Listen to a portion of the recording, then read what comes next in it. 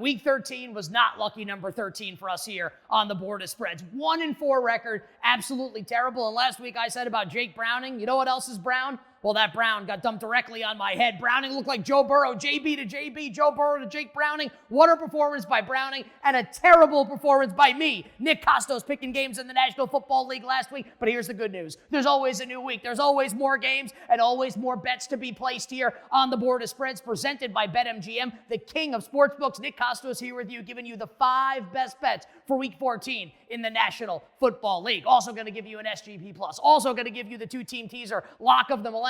I actually mean it this week. I actually think it is the Lock of the Millennium. Not really. Also, it kind of is. Before we give you the bets, though, we always pay homage to the Board of Spreads. Board of Spreads, please be kind to us this week. Board of Spreads shoved it up my derriere last week. So I'm thinking that it's going to be a little better this week. Or it won't. We'll find out. As always, we start with the games that I have no interest in betting. And we'll begin. How about, in all seriousness, what a freaking game by Jake Browning on Monday night. And also, like, if you just watched the game and you couldn't see the quarterback's face or the jersey number or like the name on the back, you would have thought that was Joe Burrow playing for the Cincinnati Bengals. I'm not even being sarcastic here. It was an unbelievable performance by Jake Browning. Jamar Chase is viable now in fantasy. T. Higgins is viable. Joe Mixon looked good. Chase Brown looked good. Got to make you feel good about the Cincinnati Bengals. Still don't think they can make the playoffs, but what a performance by Jake Browning. And now they entertain. Look, I hate, like, this Colts team's not fun to watch. Like, Gardner Minshew's the quarterback. They might make the playoffs in the AFC. It's 7-5.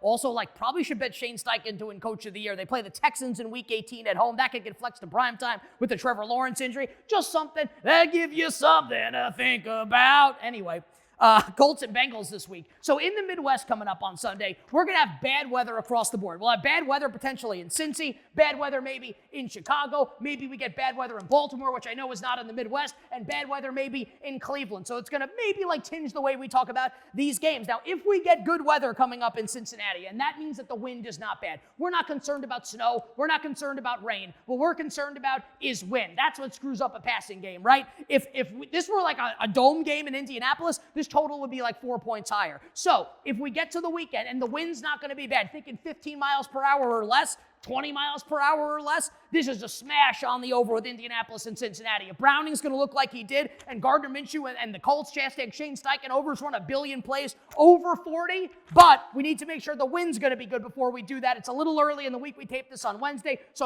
look, you don't have to be like a weatherman. You Google Cincinnati weather Sunday. And you too can find this information out. How great is it to live in the year of our Lord, 2023? That's the Colts and the Bengals. The next game that I have no interest in betting, and honestly, it's going to fall under the same umbrella here, and it is with the Rams and the Baltimore Ravens, where we could have inclement weather coming up in Baltimore. Ravens coming off the bye. Ravens now maybe sensing an opportunity here to maybe get the 1 seed in the AFC and home field advantage, whereas the Rams turning back the clock. Matthew Stafford slicing and dicing, shredding that Cleveland Browns defense on Sunday. Also, hey, Cooper Kupp. It's time to stop being a frickin' jabroni, man. We need you in fantasy football, Cooper Kupp. This can't be like 5 targets, 3 catches, 30 yards, and a touchdown. We need more from you, Cooper. What the hell's this guy ever done, Cooper Kupp? I know he won Super Bowl MVP. It's part of the joke. But also, hey, we got to need something a little bit more from you, Cooper Kupp. So look, you want to bet this Rams-Ravens game? Let's find out if the weather's going to be okay. If it's not, how's Baltimore not running for 200 yards on this Rams defense? If the weather's going to be okay, I like the points with the Rams. Rams can keep it close. Maybe catch a sleepy Ravens team coming off the bye. But as of right now, no bet on the Los Angeles Rams and the Baltimore Ravens. Let's go to the next game that I have no interest in betting. And why don't we do this? Why don't we combine 2 games that I have no interest in betting the side of? Now, locks. They're like on your front door. I'm like, the safe in your hotel room that you put, $200 watch in. They don't really exist, except for now.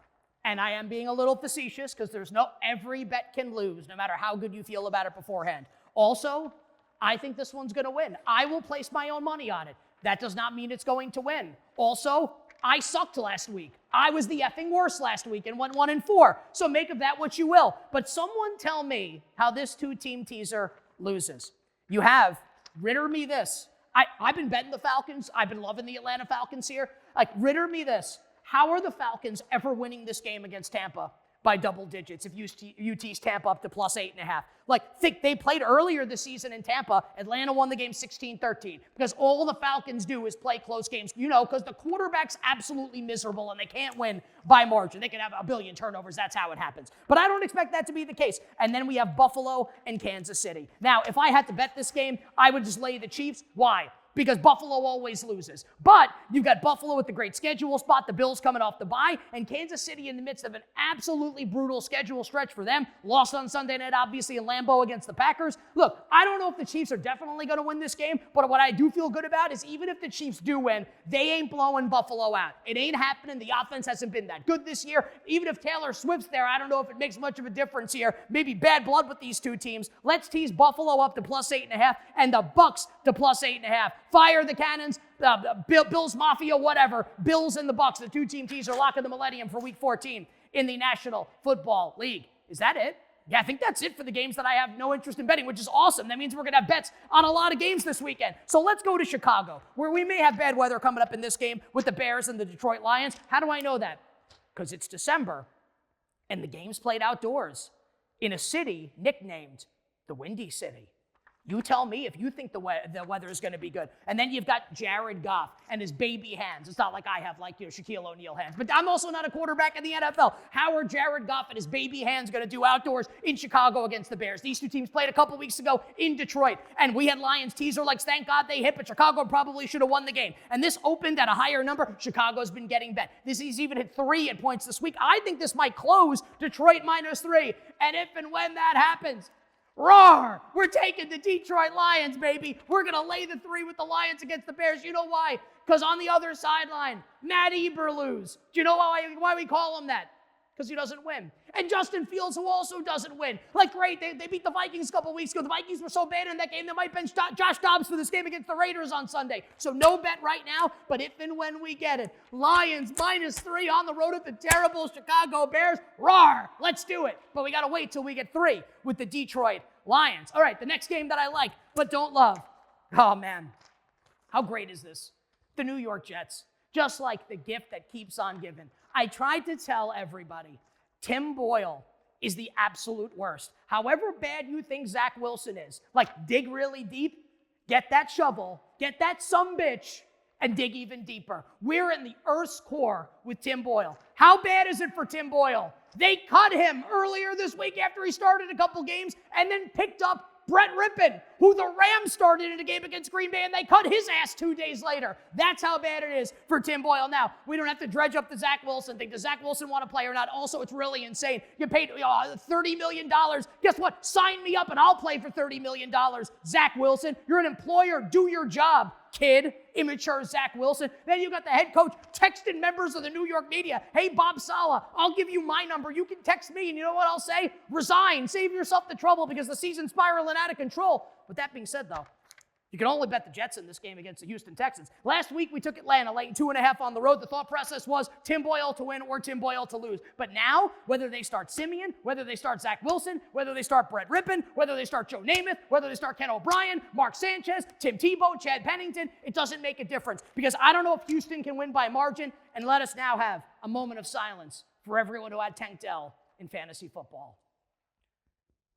Please keep us in your thoughts and prayers at this time and hope Tank Dell's back and ready for next year because he's absolutely electric. I don't trust Houston to cover a big number. Let's take the Jets as much as it makes us sick. The Jets plus the points at home against the Houston Texans. All right, how about a nice SGP plus, a same game parlay plus? Because you know what we like to do? Parlay same game parlays. Because same game parlays are the best. You bet a little to maybe win a lot. And then you can parlay the same game parlays. So let's do that here with the Vikings and the Raiders and the Eagles and the Cowboys. Maybe the game of the week, maybe the game of the season in the NFL that might decide who wins NFL MVP with Jalen Hurts and Dak Prescott. We'll start here with the Vikings and the Raiders. Both these teams coming off the bye. Let's take the over in the game, over 40.5. Justin Jefferson's back from Minnesota in this game. We can play the Jefferson over, or you can play the Devontae Adams over. I like either, so the choice can be yours. So over in the game, either star receiver over of your choice. And then let's play A.J. Brown over receiving yards for the Eagles. We've been playing Devontae Smith because Dallas Goedert's been out.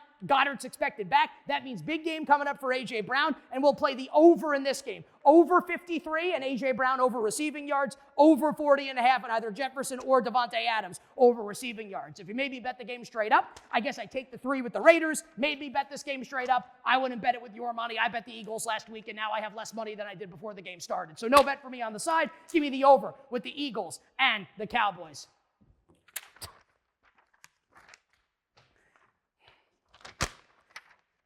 Do you like Big Ten football? How do you feel about the University of Iowa? Do you like watching Iowa play football this year? Well, the Steelers have like the same colors. This is going to be the closest, this game on Thursday Night Football.